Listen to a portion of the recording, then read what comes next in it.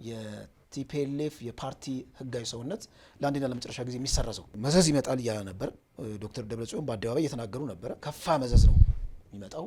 እኛ የምንሰረዝ ከሆነ እንግዲህ የከፋ የሚሆነው ያው ኃይል ጉዳይ ነው። ኤርትራናይዜሽን ትግራይን ኤርትራናይዝ የማድረግ ፕሮጀክት ተጀምሯል። የህወሓት ጀነራሎች የኤርትራን ድንበር ተሻግሮ ህወሓትን አንስቶ ወደ ፖለቲካል ስልጣኑ መልሳለን ከዛ በኋላ ኢትዮጵያ መንግስትን ደካማና በኤርትራ ላይ ጥገኛ የኤርትራ መንግስት ከአስመራ የሚወስንለትን አገር እናደርጋታለን ኢትዮጵያ ምን ነው እንግዲህ ድብቁ አጀንዳው። ሰሞኑን አብን አንዲት የሆነች አጀንዳ ጣል አድርጓል። የኤርትራን ሉዓላዊነት ጥያቄ ምልክት ውስጥ ሊያስገባ የሚችል አጀንዳን መዟል። አንዳንዶቹ ከ4 ኪሎ ተሰፍሮና ተቆጥሮ የተሰጠው ነው እንጂ የአብን የራሱ አጀንዳ ነው። ነገታቸው ይሄን ፓርቲ ያቋቋሙ ማለት የግንቦት 5 ውሳኔ ቁር ግልጽ መሆኑን ያያየን ያለን ይመስለኛል። ምን ያህል ተጽዕኖ የሚያሳድሩ ይመስላል በትግራይ ፖለቲካ ውስጥ? ምንድነው የትግራይ ህዝብ እስቲ መጀመሪያ ልቀቀው። ትግራይ ህዝብ እኮ ዛሬም በብረት እኮ ነው እኮ ትናንትናም ተጨቁናል በሚለው ነገር ነው። ዛሬም ደግሞ በብረት ነው እንጂ ትንሽ እኮ ሪላክስ ያደርግ እኮ አይተናል እኮ ተሰልፎ እኮ ወጥቶ የትግራይ ህዝብ እኮ ስለመብቱ እኮ እናገራል እኮ።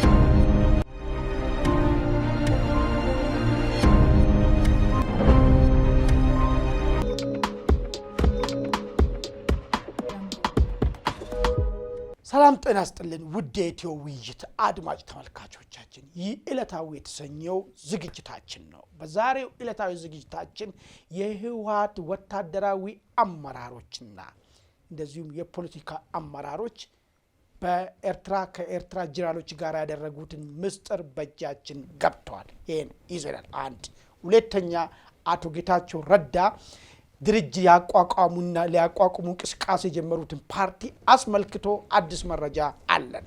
እንደተለመደው እኔና ባልደረባዬ ደረጀ ይመር እነዚህና ሌሎች መረጃዎችን ይዘን ቀርበናል። እስከ ዝግጅታችን ፍጻሜ ከኛ ጋር አሁኑ ደሬ እንኳን ደህና መጣ። እንኳን ደህና ቆየኝ። አማን ጮማ ነገር ነው። እንግዲህ ዛሬ ከበድ ያሉ ነገሮች እየመጡ ነው። ምንድነው የሚባለው? ቀን ሌላ ማታ ሌላ የሚባለው ነገር ጫውታ መጥቷል። እንግዲህ ጀነራል ታደሰ ፈርሞ ሄዱ ከኤርትራ ጋር ህገወጥ ግንኙነት የሚያደርጉትን እንዲያስቆሙ። ነገር ግን አሁን የምሰማው በእጃችን የገባ መረጃዎች የሚያመላክቱት ጀነራል ታደሰ እንዳውም ጉዳዩ በደንብ ተፋጥኖ እንዲሳለጥ ተባባሪ የሆኑ ያሉ የሚያስመስል ነገሮች ናቸው። እንግዲህ ውድ አድማጭ ተመልካቾቻችን ቀጥታ ወደ ውይይታችን ከመግባታችን በፊት ይሄ የምናቀርበው መረጃና ውይይታችን ለሌሎችም ተደራሽ እንዲሆኑ ኢትዮ ውይይትን ሰብስክራይብ ማድረግ አትዘንጉ። እንደዚሁም ላይክ ሼር አድርጉያል። ቀጥታ ወደ መረጃው ልግባ። ደረ ወደ መጀመሪያው እንግዲህ ከ3 ቀን በፊት የህወሓት ጀነራሎች የኤርትራን ድንበር ተሻግሮ እንግዲህ ከሄዱት ውስጥ የአድግራት ከተማ ከንቲባ የሆኑት ኮሎኔል ካሳዬ አጽባ እንደዚሁም ደግሞ ጀነራል ምግበይ በአንድ ቡድን በኩል የተለያዩ ሰዎችን ይዞ ሰናፍ የሚባለው ቦታ ላይ ከህወሓት ጀነራሎች ጋራ ጥልቅ የሆነ ውይይት ሲያካሂዱ እንደነበረ በቦታው የነበረ መረጃ ደርሶናል። እንደዚሁም በሌላኛው ቡድን ደግሞ ሌላ የህወሓት ጀነራል እንደዚሁም ደግሞ የወረዳ አስተዳዳሪዎችና የከተማ ከንቲባዎችን ጭምር ባርንቱ ሆስፒታል ጎን ባለው የሻቢያ ወታደራዊ ካምፕ ውስጥ ለሁለት ቀን ጥልቅ የሆነ ወታደራዊ እቅድ ሲያወጡ እንደነበረ እንዳውም መረጃ ምንጫችን እንደሚለው ከሆነ አንዱ አባል ከዚህ ከሄዱት አባላቶች ውስጥ ድንገት የሆድ መታወክ አይት መምቀርቦት በዛው ባረንቱ አንድ ቀን አድሮ እንደታከመ ሁሉ መረጃ ነው እንግዲህ የደረሰን። ዋናው ማጠንጠኛቸው የሆነው ቀጥሎ የሚደረገውን ህዝብ ለህዝብ እንዴት አድርገን ነው ይህንን ከዚህ በፊት የነበረውን የቁርሾ የጠላትነት የነበረውን መንፈስን ለውጠን በጋራ አብሮ ማሰለፍ የሚቻለው የሚለውን ነገር የፖለቲካ ክንፉ እንደተወያየ፣ እንደዚሁም ደግሞ ወታደራዊ ክንፉ ጦሩን አንድ ላይ አሰልፈን እንዴት አድርገን መዋጋት ጦሩ መካከል ያለውን ቁርሾና ጠላትነትን እንዴት መቀየር እንችላለን፣ ምን አይነት ትርክት መፈጠር እንዳለበት የሚል ጭምር የያዘ ውይይት እንደነበረና በአብዛኛው ነጥቦች ላይ መስማማት እንደተቻለ ሰናፌውም እንደዚሁም የባረንቱ ውይይት ውጤታማ ውይይት ነው ተብሎ እንደሚታሰብ እንግዲህ የውስጥ መረጃ ምንጮቻችን ገልጾልናል።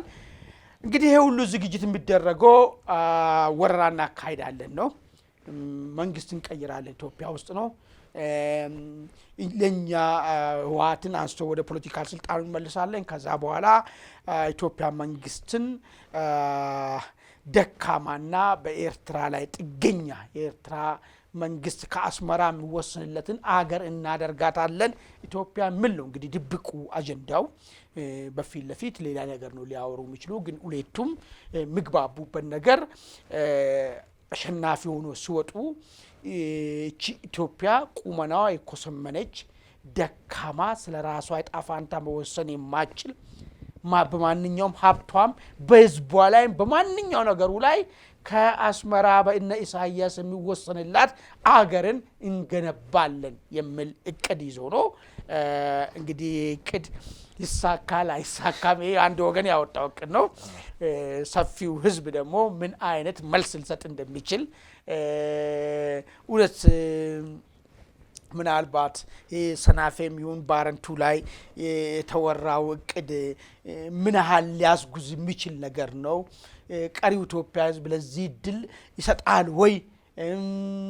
እንዳው በውስጣችን ሌላ ብዙ ጥያቄ እንኳን ያለበት እንኳን ቢኖር መልሶ ለወራሪዎች መንገድ ጠራጊ የሚሆኑበት አጋጣሚዎች ይኖራሉ ወይ የሚለውም ሌላ ጥያቄ ነው። እንግዲህ ይሁንና ግን በመረጃው ምንጭነት ይሄ ስብሰባ ከአንድ ሳምንት በኋላ በተለይ የባረንቱ ከአንድ ሳምንት በኋላ ቀጥሎ እዛው ቦታ ላይ የሆነ ያላ ከዚህ ይዞ ሄዱት ሁለቱም ከንትኖቻቸው ጋር ካወሩ በኋላ ከአንድ ሳምንት በኋላ መልሶ እንደሚገናኙ ቃል ተግባብቶ እንግዲህ መለያየታቸውን መረጃ ምንጮቻችን የገለጹልን ማለት ነው።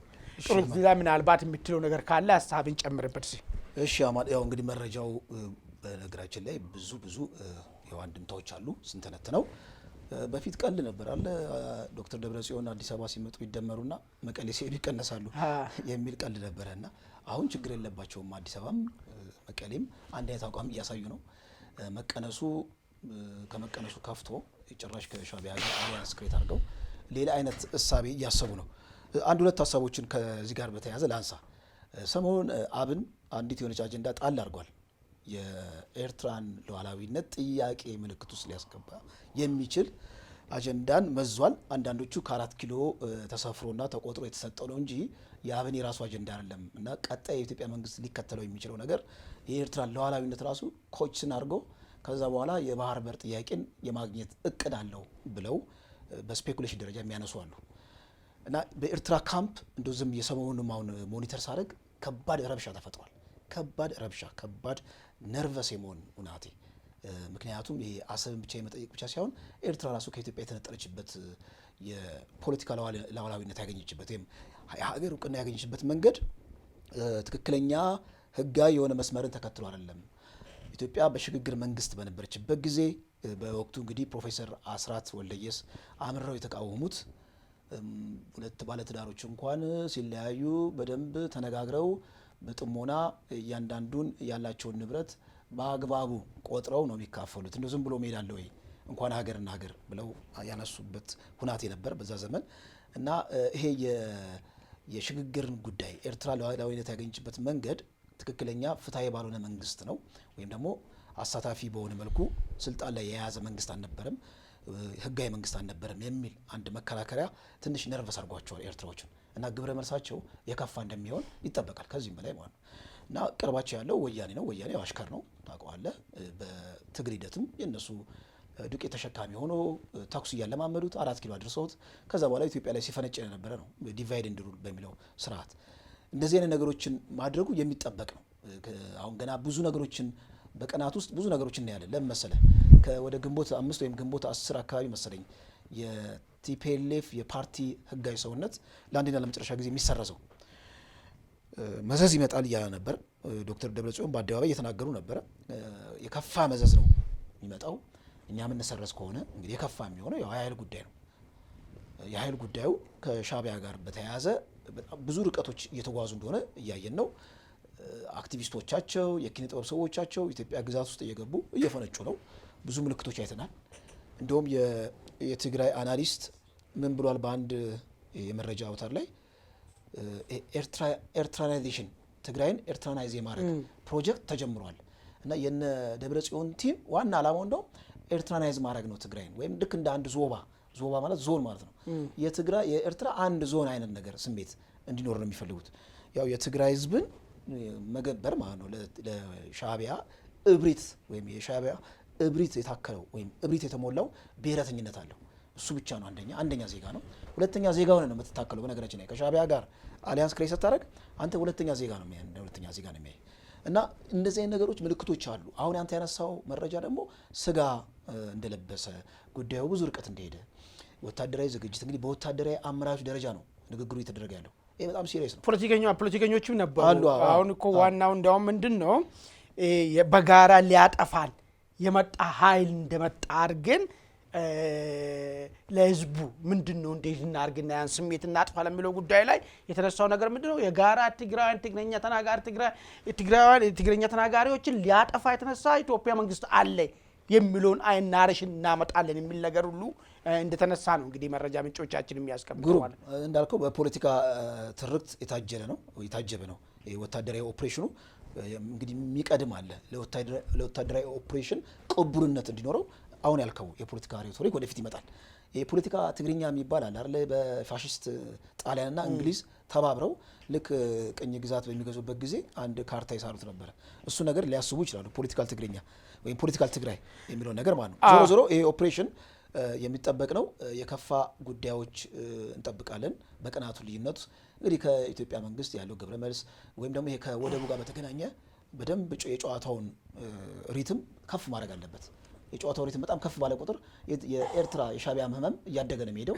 እንደውም አንድ መረጃ ይቻለው የቀይ ባህር አፋሮች መሪ አልጀዚራ ላይ በጣም ግሩም ጽሁፍ ጽፏል። ከዚህ ከቀይ ባህር አፋሮች ላለፉት 30 ዓመታት ከማንነት ጋር በተመለከተ ከባድ የሆነ ድፍጠጣ እንደተካሄደባቸውና ኤርትራን በተመለከተ እንዴት አድርገው እንደሚበይኑና ለኢትዮጵያ ደግሞ እንደ ፌቨር እንደሚያደርጉ ኢትዮጵያ ውስጥ ያሉት ኤርትራ ምንድነው አፋሮች የራሳቸውን እድል በራስ የሚወስኑበት በጣም ግሩም የሆነ የፖለቲካ መዋቅር ሆኖላቸው እስከዛሬ አሉ። እኛ ግን አይደንቲቲያችን ሊጠፋ ነው የሚል መረጃ አሁን በቅርብ ከሁለት ቀን በፊት አይቻለሁ። እንግዲህ መልካም የቀይ ባህር ጉዳይ የአሰብ ጉዳይ ከዚህ በፊት ደጋግመን ስናነሳ ነበረ። ላይመለስ ቴብል ላይ አውጥተናል። አሁን ጥሩ ነው እንግዲህ 10 ሰው ይሁን 20 ሰውም በሺዎች የሚቆጠሩ ደጋፊ ኖሮ ምንም የሚኖረው ፓርቲዎችም ይሄን አጀንዳ ይዞ የቀረቡበት ሁኔታ መጥቷል። ከዛም አልፎ በዚህ ጉዳይ ላይ መነጋገር የማይቻል ከሆነ ሌላ ፋይል ማምጣት እንደሚቻል ባይዞ ኢትዮጵያና ኤርትራ ሲለያዩ እንደ ሌሎች ሀገር የተለያዩበት መንገድ አይደለም። ሂዳ እኮ ትካፈላለች እኮ ምንም ሂዳ የተካፈለችን ነገር የለም ኤርትራ አይደለም። እሱ እዛ የነበረውን ሂዳንም ጨምር ኤርትራ በኤርትራ ምድር ላይ የነበረውንም የልማትም የምንውንም ሂዳዎችንም ጭምር የወጣውን ለተለያየ ነገሮች የወጡትን ሂዳ ጭምር ኢትዮጵያ መንግስቱ ተቀብሎ ከሂዳ ጋር ሲንገላታ አይኖረው። እዛ የቀረውንም ታንክ ጭምር ነበርኛ ለራሻ ሲንከፍሎ የነበረው ሂዳውም ማለት ነው። እና እንደዚህ አይነት ነገሮች አለያየታችን ራሱ ዓለም አቀፍ ሌሎች አገሮች የተለያዩበት መንገድን በጠበቀ መንገድ አይደለም። ሌላ ጉዳዩ በዛ ወቅት የነበረው አካል ሲንን መብት አለው ወይ የሚለው ጉዳይ እንግዲህ በደንብ እየመጣ ነው ያለው። በህጋዊ ያልተመረጠ መጣ ተቆጣጠረ ዲፋክቶ ነው። ይሄን የመወሰን መብት የለውም። በዚህ መንገድ የተወሰነ ውሳኔ አንቀበልም ማለት መብት አለን። አሁን ለኤርትራኖች የመጨረሻ እድል ነው የተሰጠ ያለው። ሻዕቢያ መንግስት አይምሮ የሚሰራ ከሆነ ማገናዘብ የሚችል ከሆነ ወደ ሌላ ነገር ውስጥ ከመሻገር በፊት የኛው ነው ለኛ መልሶ ያለን ግንኙነታችንን መልካም ማድረግ ነው ትልቁ ነገር ማለት። ይሄም አሁን ከሆነ ግን ጉዳዩ የአሰብ ጥያቄ ብቻ አይሆንም ማለት ነው። ከኤርትራ ጋራም ያለነው ጥያቄ ከፍ ይላል ማለት ነው። ኤርትራን እንደ ሀገር አናቃትም ማለት ባለሙሉ መብት ነኛ። ይሄ ነገር ይመጣል። ማዘር ስቴት ስለሆነች ኢትዮጵያ አሁን እንግዲህ ዋናው እናት ሀገር ነች። ከእናት ሀገር ነው የተገነጠለው። እናት ሀገር ደግሞ ቅቡልነት እንዲኖረው የሚሰጥ ሪኮግኒሽን እሱ እኮ ነው እኮ እነ ሶማሌላንድ እኮ እንዲሆነው ቀሩት እኮ እናት ሀገራቸው እኮ ስላልተቀበለቻቸው ነው እኮ እነ ታይዋን እንደዚህ ሆነው ቀሩት እኮ እነ ቻይና እኮ ስላልተቀበሉት እኮ ነው እኮ። ስለዚህ ይህን ማንቀበል ከሆነ ዛሬም ቢሆን አንዳንድ ሰዎች አሁን በዩናይትድ ኔሽን የተመዘገበ ምናምን ያለ ይላሉ። ችግር የለውም እሱ። ነገር ግን እኛ እውቅና ለመስጠታችን ከእውቅናው ጀርባ ቀጥሎ የሚመጣው ነገር አለ ማለት ነው። ካልሰጠ እኮ አካሌ ነው እያልክ ነው ያለው።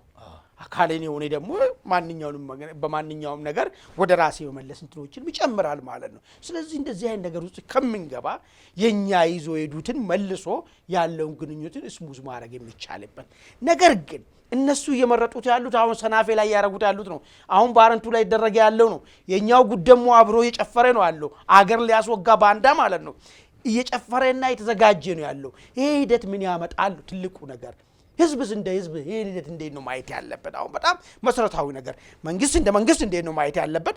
ህዝብ ደግሞ ኢትዮጵያ ህዝብ እነዚህ ሰዎች ተጣምረው ምንድነው ይዞልኝ ሊመጡ የሚችሉት? እሱ ነው በጣም ፈንዳሜንታል ነገሩ። ሊያመጡልኝ የሚችሉ ባርነትን ነው ሊያመጡልኝ የሚችሉ ኤርትራ ከአፍሪካ ቡና ኤክስፖርተር የሆነችውን ዘመንን ነው መልሰው የሚያመጡልኝ ማለት ነው። አንድ ተክል ቡና ነው ያለው እዚህ ምንድን አንድ ከተማ አለች ሶሪ ወደ ከረር ላይ አንድ ሆቴል ውስጥ ነው ያየሁት አንድ ግር ቡና ማለት ነው። እና እንጂ ቡና የሌለበት አገር ውስጥ የቡና ኤክስፖርተር እንደሆነች እሱን ታሪክ ነው መልሰው የሚደግሙልኝ ማለት ነው። እሱ እንኳን ህልም ነው። ነው የሚመጡት አመጣጡ እሱን እኮ ሊያመጡ ነው። ህዝቡ ይሄን ነው አዌር መሆን ያለበት ነገር ማለት ነው። ገብቶሃል አይደል? አዌር ንቆ ነው መጠበቅ ያለበት። እነዚህ ተጣምሮ የሚመጡት ዲሞክራሲን አይደለም የሚያመጡለት ለኢትዮጵያ ህዝብ፣ እኩልነትን አይደለም ለኢትዮጵያ ህዝብ የሚያመጡለት፣ ነፃነትን አይደለም የሚያመጡለት፣ ባርነትን ከቀኝ ግዢ ያልተናነሰ ግዢን ሀብትን ንብረትህን ተዘርፎ ወደዛ የሚሄድበትን ዘመን ነው የሚያመጡለት። ስለዚህ ህዝብ ይህን ሻርፕሊ አንደርስታንድ አድርጎ እንደ ህዝብ አጥር ሰርቶ መቆም መቻል አለበት ነው። መንግስትስ እንደ መንግስት እነዚህ የዶለቱ እስክትተኮስ ድረስ ነው የሚጠበቀው። መጀመሪያ ነጥብ እሱ ነው። ትልቁ አርጩም ያለው ወያኔ ላይ ነው። ያኛውማ እንደፈለገ ያድርገው እስኪመጣ ድረስ አርጩ ወያኔ ላይ እስከ መቼ ድረስ ነው አቁሙ ተብሎ በደንብ ተጠናክሮ የሚቀጥል ከሆነ የኤርትራን ሰራዊት ይዞ እስኪመጡ ድረስ ነው ወይ የምንጠብቀው የሚለው ነገር በደንብ መታየት መቻል አለበትና መንግስት ምንድነው መንግስት ዝግጅት በዚህ ዙሪያ ላይ ተዘጋጅቶ ሀገሪቷ ከዚህ በኋላ ከደማች በኋላ መጫወጫው ምን ዋጋ የለውም። ያ ነገር እንዳይፈጠር ቅድመ ጥንቃቄ መደረግ መቻል አለበት የሚለው ነገር ውድ አድማጭ ተመልካቾቻችን እናንተም በዚህ ላይ በባረንቱም በተሰኔም የተደረገ ያሉ ውይይቶች ምንድነው ይዞ የሚመጡት? በእውነት ለኢትዮጵያ በረከት ነው ይዞ መጡት ወይስ መርገምት ነው? እንዴት ይሄን ነገርስ ማስቆም የሚቻልበት መንገድ የሚለው የራሳችሁን ሐሳብ ስጡን። ወደሚቀጥለው አጀንዳ ወደሚቀጥለው አጀንዳ ወደ አቶ ጌታቸው ረዳ ከዚሁ ጋር ስለሚያያዝ አቶ ጌታቸው ረዳ ጋር እንሂድ። አቶ ጌታቸው ረዳ እንግዲህ አዲስ የፖለቲካ ፓርቲ ይዘው ብቅ እያሉ ነው። ያው በሂደት ላይ እንደሆነ ቢቢሲም ዘግቦታል። በደንብ እያየነው ነው። የትግራይ ሊብራል ዲሞክራሲ ፓርቲ ነው የሚለው። እንግዲህ ሊብራል የሚለው ኮንሴፕት ወለን ለመናገር በትግራይ ፖለቲካ ውስጥ መግባቱ እኔ ትልቅ እምርታ ነው። ምክንያቱም የሊብራሊዝም ወይም ሊብራሊዝም እንግዲህ የግለሰብ ነጻነት ነው የሚያማክለው። ከዛ በኋላ ከግለሰብ ነጻነት እነዛ የግለሰቦች ነጻ የሆኑ ግለሰቦች ተደምረው የግሩፕ ነጻነት ይጠበቃል አይነት ነገር አካሄዳለሁና ደግሞ የትግራይ ፖለቲካ ውስጥ የምታውቀው በደቦ ነው። ቲፒኤልኤፍ ጠፍሮ አንድ ትግራዋይ የሚል አይደንቲቲ ክሬት አድርጎ በዛ ውስጥ የተሰባሰበ የፖለቲካ ትርክት ነበር የነበረው።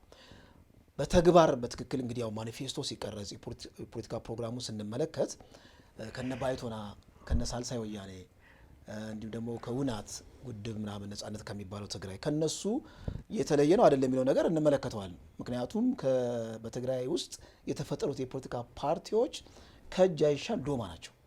ከቲፒኤልኤፍ የባሱ ጽንፈኛ ምንም አይነት አማራጭ ሀሳብ የሌላቸውና ህዝብን ከህዝብ ከማቀራረብ ይልቅ የበለጠ የሚያራርቅ አጀንዳ ወደፊት የሚያመጡ ናቸውና የጌታቸው ረዳ አይዲያ ምን ይሆናል የሚለው ነገር አንድ እንግዲህ የሚመረመር ነገር ነው። ሁለተኛው እንደ ሁለተኛ ኦፕሽን እየመጣ ከሆነ በእርግጥ የአቶ ጌታቸው ረዳ የፖለቲካ ፓርቲ ምን አይነት ቁመና ሊኖረው ይችላል? እስቲ ሶስት ሲናሪዎችን እናስቀምጥ። አንደኛ ሊሆን የሚችለው ልክ እንደ ወደ በታሪክ ወደ ኋላ ሄደን ልክ ሜኢሶን ምንድን ያደረገው ታክቲካል አሊያንስ ፈጠረና ከመንግስት ጋር ሰራ የሆኑ ኦፊሶችን ምናምን ተቋጠረ። ከዛ ከተወሰነ ጊዜ በኋላ የፓርቲው ህልውናው ከሰመ። በገዢው ፓርቲ ወይም ደግሞ በዛ ጊዜ በነበረው በደርግ ሰደድ እሳት ምንድነው ወዝ ሊግ ምናምን ተብሎ ከዛ አብዮት ሰደድ የሚባል ነበረ መንግስቱ ኃይለማርያም የሚያሽከረክሩት በእሱ አማካኝነት ቀስ ብሎ ዋጣቸው ማለት ነው። ኢሰፓ ከሆነ ኢሰፓ ተብሎ እና በዛ መልኩ አቶ ጌታቸው ረዳ የሚገብር ፓርቲ ልክ እንደ መኢሶን ሊያቋቁሙ ነው። አንዴ ነው ሲናሪዮ። ሁለተኛ ሲናሪዮ ልክ እንደ አብን አይነት ፓርቲ ቢሆንስ ምንድነው መሬት ላይ በደንብ ማህበረሰባዊ መሰረቱ የተሸረሸረ ለመንግስት ቅርብ ነው፣ የመንግስት ተለጣፊ ነው እና የትግራይ ህዝብን በትክክል ያማከል አይደለም። እንደውም እነሱ እንደሚለጥፋሉ ቶሎ መለጠፍ ይወዳሉ። ባንዳ ነው፣ ተላላኪ ነው የሚል ሁለተኛ ልክ የአብን አይነት ቁመና ቢኖረውስ። ሶስተኛው ሲናሪዮ ማነው ጀዋር መሐመድ ባህር ማዶ በነበረበት ጊዜ እንግዲህ የቄሮ ሙቭመንትን ሊድ ሲያደርግ ያው በፓርቲ ቅርጽ አይደለም በሶሻል ሙቭመንት ነው። ትልቅ ስራ ሰርቷል ያው በማህበራዊ ሚዲያ።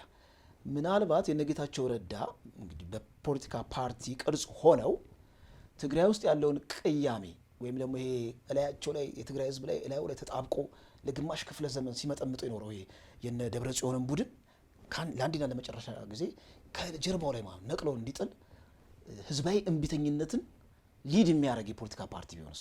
እንደው እኔ አሁን ተስፋ የለኝም ሆነ ለመናገር የፖለቲካ ፓርቲ በትክክለኛ ህጋዊ ሰውነት ኖሮት አጀንዳ ቀርጾ ትግራይ ውስጥ ቲፒኤልኤፍ እያለ ኮምፒት አድርጎ የፖለቲካ ተሻሚ ይሆናል፣ የፖለቲካ ስልጣን ተሻሚ ይሆናል የሚል እኔ ተስፋ የለኝም። ጨለምተኛ ልትለኝ ትችላለህ። ነገር ግን ህዝባዊ እምቢተኝነት እንዲቀጣጠል በትግራይ ውስጥ ያን ደግሞ የመሪነቱን ሚና የነጌታቸው ረዳ ፓርቲ ቢወስድ አንድ የሆነ ተስፋ እናያለን ብዬ አስባለሁ። ከዛ ባሻገር ግን ብዙም በፖለቲካ ፓርቲ ቅርጽ እኔ ብዙም ለውጥ ይመጣል ብዬ አላስብም። እኔ ደግሞ አሁን የነ አቶ ጌታቸው ፓርቲ ለምን አሁን ከግንቦት 5 የቲፒኤልኤፍ ጉዳይ ያበቃል የተባለበት ነው። ግንቦት 5 አይደል የመጨረሻ ቀን የሚያበቃበት ቀን ነው። የሚያበቃበት ቀን ግንቦት 5 ላይ በሚያበቃበት ቀን ላይ አሁን ሚያዝያ ስንት ነን? 21 22 ይላል ዛሬ 22 ነው። በዚህ ጊዜ ላይ ይሄንን ድርጅት ማቋቋሙ ለምን ተፈለገ? አንድ ነጥብ በዚህ ይልኝ። ሁለተኛ ኮምፕሊትሊ ራይት እና ሌፍት ዊንግ ነው።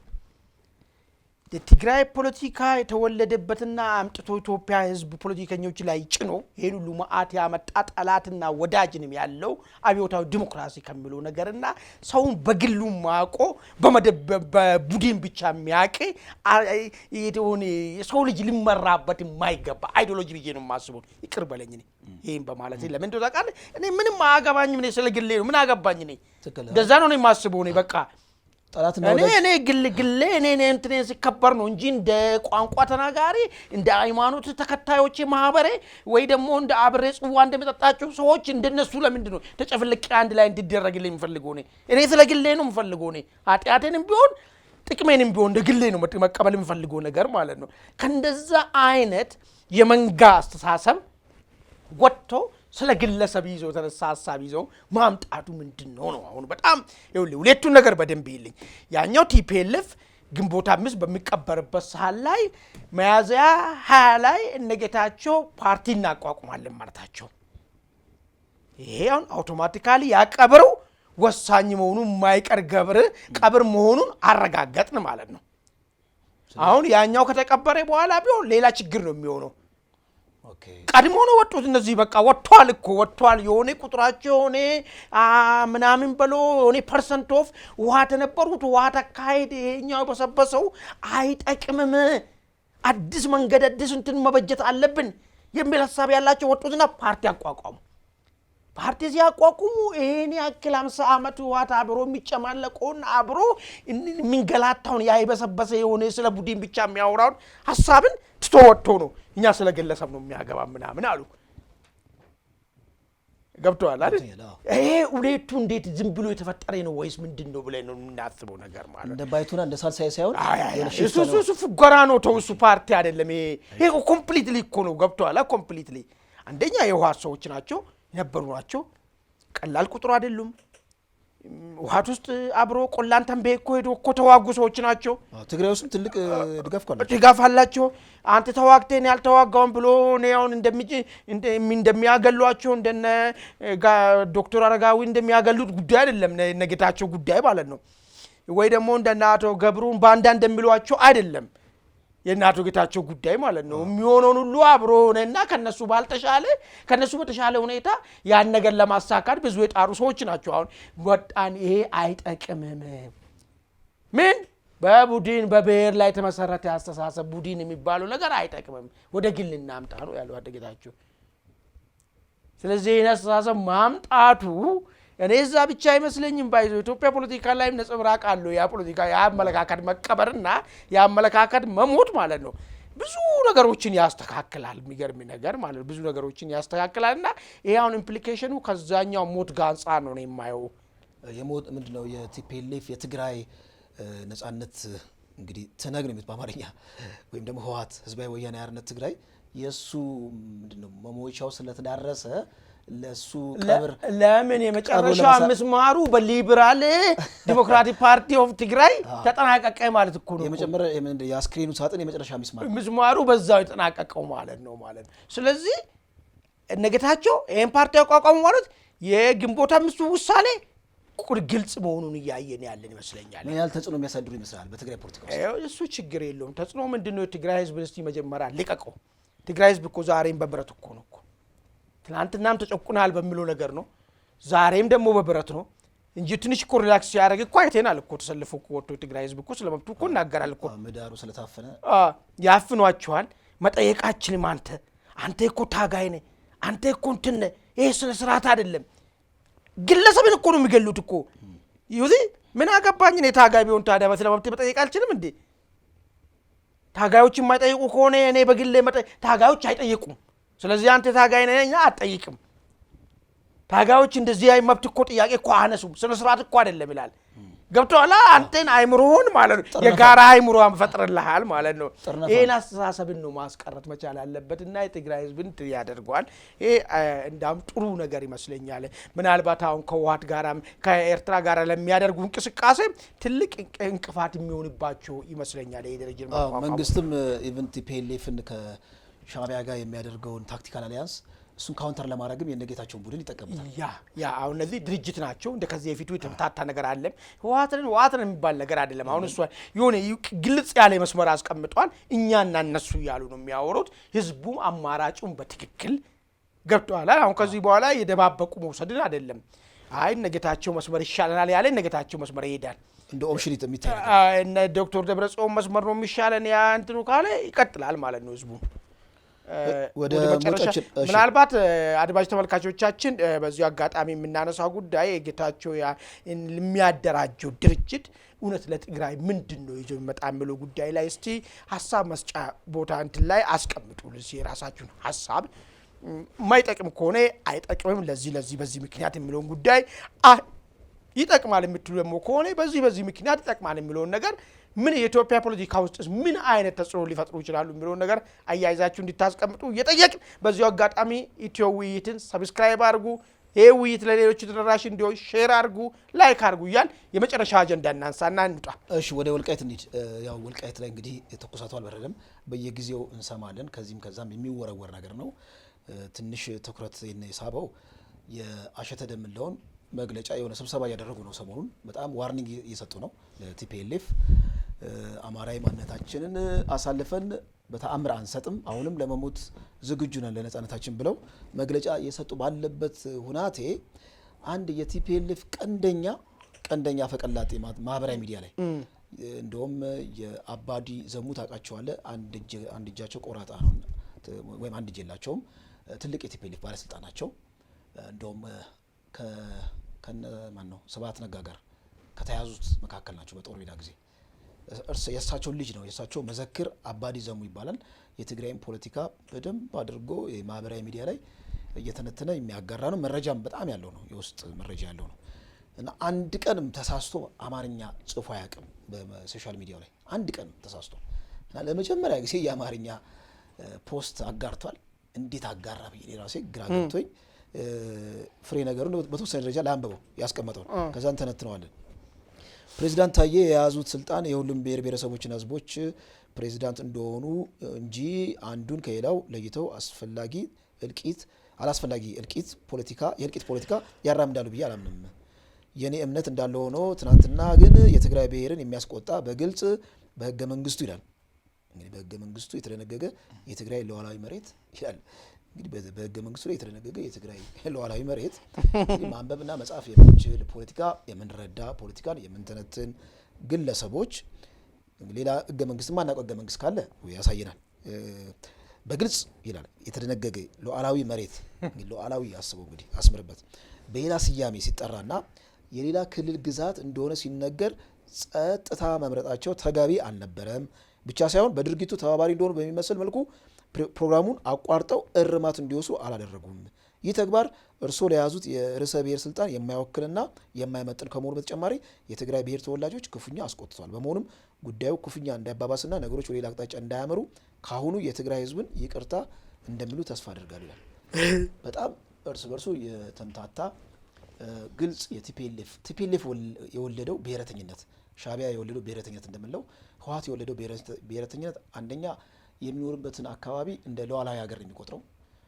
ሌላው በጣም ፎልስ የሆነ ናሬቲቭ ነው የሚከተለው።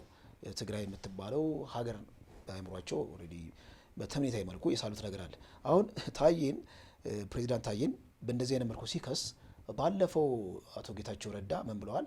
ይህንን የፌዴራል ፖዚሽን የያዝኩት የትግራይን ጥቅም ለማስከበር ነው ብለው ነበር። ይህን ለምን አልተቃወሙም? እንዴት የፌዴራል መንግስት ስልጣን ይዘው የትግራይን ጥቅም ለማስከበር ማለት ከመርህ አንጻር የሚጣረስ ነው። እንደውም በይፋ ነው የተናገሩት። ይሄ ነገር ቴሌቶን ነበር አንድ የጎንደርን አስመልክቶ የሆነ የገቢ ማሰባሰቢያ ነበር። እዛ ላይ ወልቃይትን አስመልክቶ ስለ ወልቃይት የተሰጠውን ነው ያነሳው። ወልቃይት በተመለከተ አሁንም የትግራይ የግዛት አካል ነች ይላሉ። ያው ሉዓላዊ ግዛት ይላሉ እነሱ የቲፒኤልኤፍ ሀገረ ትግራይን ስለሚያስቡ ነው በጭንቅላታቸው። ከዚሁ ጋር ግን ተመጣጣኝ የሆነ እጅግ በጣም ጠንከር ያለ እንደውም ከዚህ ከሰጠው ማስጠንቀቂያ እጥፍ ሊሆን የሚችል በወልቃይት ዞን አስተዳዳሪ እጅግ በጣም ጠንከር ያለ መግለጫ ወይም ደግሞ ማሳሰቢያ ሰፍሯል። እሱን ደግሞ ሲያይ ምን አይነት ሀሳብ እንደሚያንጸባርቅ አላውቅም። ግን ይህን ልጅ እስከዛሬ በትግርኛ ነበር ጦማር የሚጽፍ ወይም የሚያጋራው። እስከዛሬ ሀሳቦችን የሚያንሸራሽረው በትግርኛ ነው ማህበራዊ ሚዲያ ላይ። ዝም ብለህ ገብተህ ስቱዲዮ ብትመለከት አንድ ቀንም በአማርኛ ሰምቼ አይቼውም አላውቅም። እና እንዲህ ምርር ያለ ፍንቅል አድርጎት በአማርኛ እንዲጽፍ ያደረገው አይ ቲንክ የወልቃይት ጉዳይ መስመር እየያዘና ቲፒኤልኤፎችን ተስፋ እያስቆረጣቸው መሰለኝ።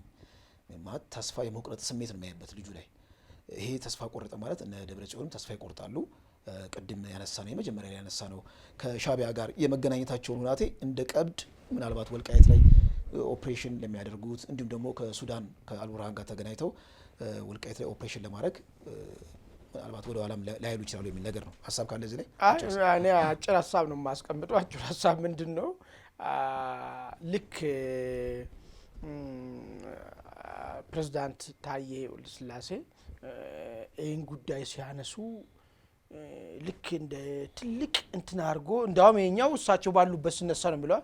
እሳቸው ከዚህ በፊት እኮ ዩናይትድ ኔሽን ላይ እኮ አንስተዋል እኮ ስለዚህ ጉዳይ እኮ ምን አሁን ልጁ እንዳው ይጽፋል በሚል ነገር እኔ አልቋጠረብኝም። እንዳው መከራከሪያ የሚሆን ነገር እኔ አካባቢ ተወላጅ ነኝ ህመሙን እኮ አውቃለሁ እኮ ብሎ እኮ ተናገሩት እኮ ነው እኮ በደም ተናግሯል። ስለዚህ ምን አዲስ ነገር ነውና ያለው ነገር ማለት አንሲስተራል ሆምላንድ ምናምን ያው ነበር እናቶቼ የአያቶቼ ምናምን እንደዛ ነው። እና ይሄንን ነገር እንደ ትልቅ ነገር አድርጎ እንዳው ምጽፍ ነገር ፈልጎ ካልሆነ በስተቀር ይሄ እኮ ብዙ ተብሎ የታለፈ ጉዳይ ነው።